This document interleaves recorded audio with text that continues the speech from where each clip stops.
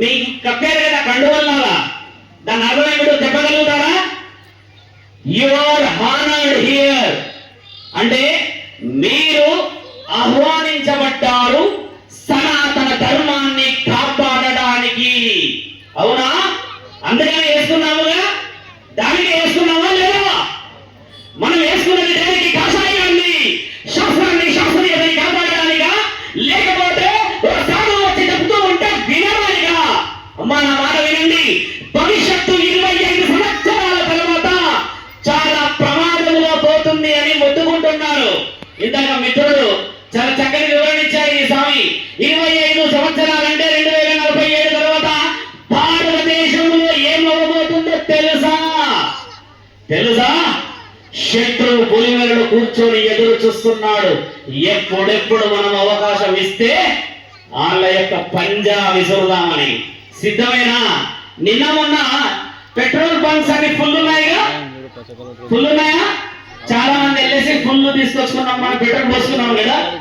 అంటే ఒక బంధు దగ్గరికి వెళ్ళి 2 hours 3 hours కూర్చున్నాం.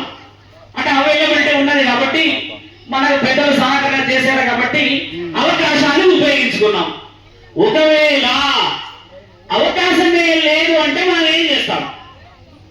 బాగా గమనించాలి నా మాటని. అవకాశమే లేదంటే ఏం చేస్తామమ్మా? కరోనా వచ్చి కొన్ని కోట్ల మంది ప్రాణాలు తీసేదిగా. అవునా? మరి తీసేసిన తర్వాత మనకి గుణపాఠాలు కొన్ని వచ్చాయని అంటూ ఉంటారు. ప్రాణం విలువ తెలిసిందని, డబ్బు విలువ తెలిసిందని, ఇలాంటి ఎన్నెన్నో విలువలు తెలిసాయి అంటారు కదమ్మా. ఒక ప్రాణం విలువ పోయినాక తెలుస్తుందా ఈ దేశంలో? బ్రతికున్నప్పుడు తెలియదు. బ్రతికున్నప్పుడు తల్లిదండ్రులని గౌరవించలేమో? బ్రతికున్నప్పుడు నాన్న అని, అమ్మ అని నీ యొక్క చేతుల ద్వారా వాళ్ళని పిలిచి పలకరించి కారం అన్నమన్న పెట్టలేమా? తద్దినానికి 5 ఏటలు వస్తామంట మనం. బ్రతుకున్నప్పుడు కారం అన్నం పెట్టలేని మనము నీ తల్లిదండ్రులు చచ్చిపోయిన తర్వాత నీవు పెట్టే ఆ పంచ ఒక భోజనం తినడానికి వస్తారా అమ్మ? నీ పెట్టే పంచవర్ష ప్రమాణాన్ని వస్తారా? మరి మీ కుటుంబాన్ని ఎందుకు కోల్పోతున్నారు? ఎక్కడి నుంచి కోల్పోతున్నారు? మన ప్రశ్నకి జవాబు ఇవ్వాలి మీరంతా. బ్రతికున్నప్పుడు ఒక పూట భోజనం పెట్టలేని వాళ్ళము దశ దిన కర్మ చేస్తే వారు శాంతించబడతారా? శాంతించబడతారా? లేదు. పడదు కదా. లేదు. మరి బ్రతికున్నప్పుడే కదా మనం అన్ని బాగోగులు చేసుకోవాలి భారతదేశంలో. పిల్లలు బేటా ప్లీజ్, విషయం ఏమిటంటే ఒక మాట చాలా చక్కగా చెప్తా.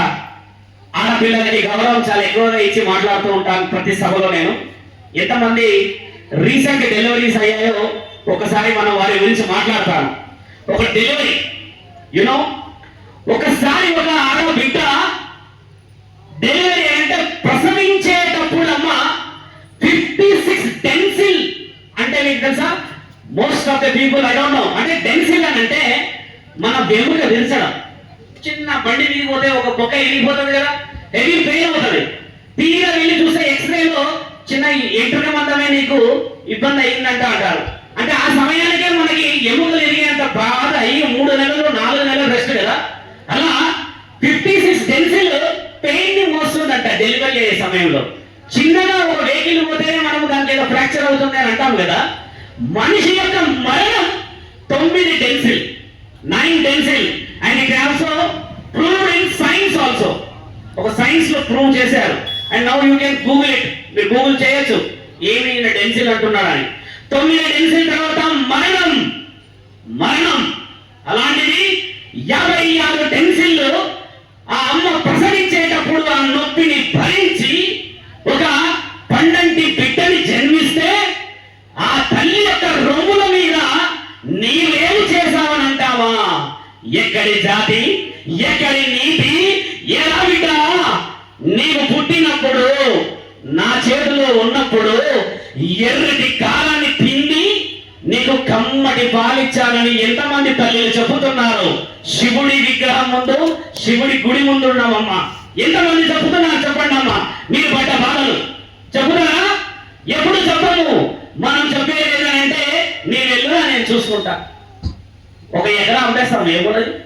మీ నాన్న వాళ్ళ నాన్న తాతలు ఇచ్చారుగా, అమ్మేసేస్తాం.